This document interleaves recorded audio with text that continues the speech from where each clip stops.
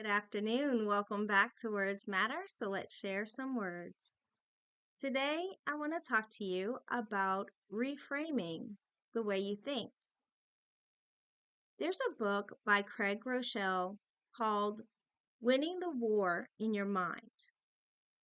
Part of that book talks about how each of us have a cognitive bias.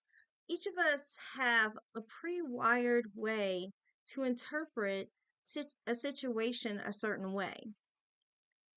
And the way that we interpret a situation can be very different just based on our past experiences and the things that we've gone through. We actually create different neural pathways that can be either positive or negative based on our past experiences. For instance, you could have two people that work at the same job, same workplace with the same exact boss, and that boss could tell each person the same exact thing, but they could take it very differently. If the boss gives criticism to one person, they may be very offended by what the boss said, and they may feel like the boss does not understand how hard I've been working. He does not get that I have been doing my best. Maybe I should just leave this job. The other person could get the same exact criticism said exactly the same way from the same exact person and think, thank you for giving me that advice.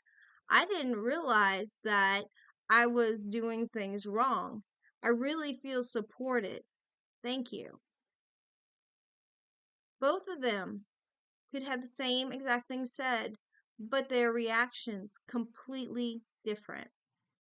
And all of it's because of the fact that we each have a cognitive bias. We each have a different way of interpreting the world.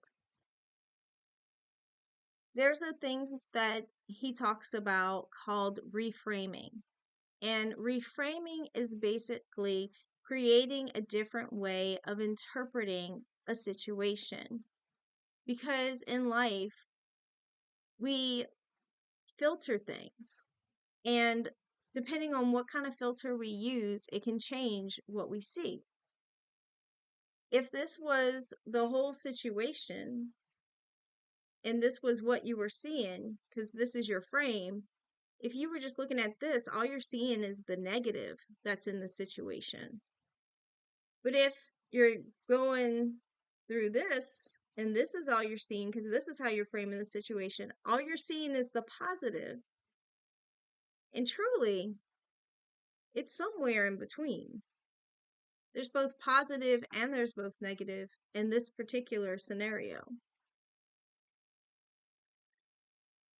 So, a lot of times the glass is half empty and it's half full, right? But we do tend to have people that are either the glass is half empty or the glass is half full. So we need to be aware when we are being negative and try to reframe our thinking to be more positive. And I think that we should try to have a realistic point of view of this world. You can't control what happens to you, but you can control how you frame it. Another thing that this reminds me of is my daughter Catherine had learned in cognitive behavior therapy of a technique called recognize, reject, reframe. And what that means is that you recognize when you're having a negative thought, you reject the negative thought, and then you reframe the situation by trying to think of what's a more positive point of view that could be going on in this situation. How can I look at this a little differently?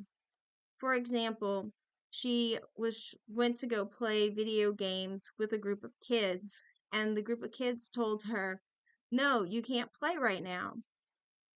And her immediate thought was, "They don't like me. That's why they don't want me to play right now." So that's the negative thought.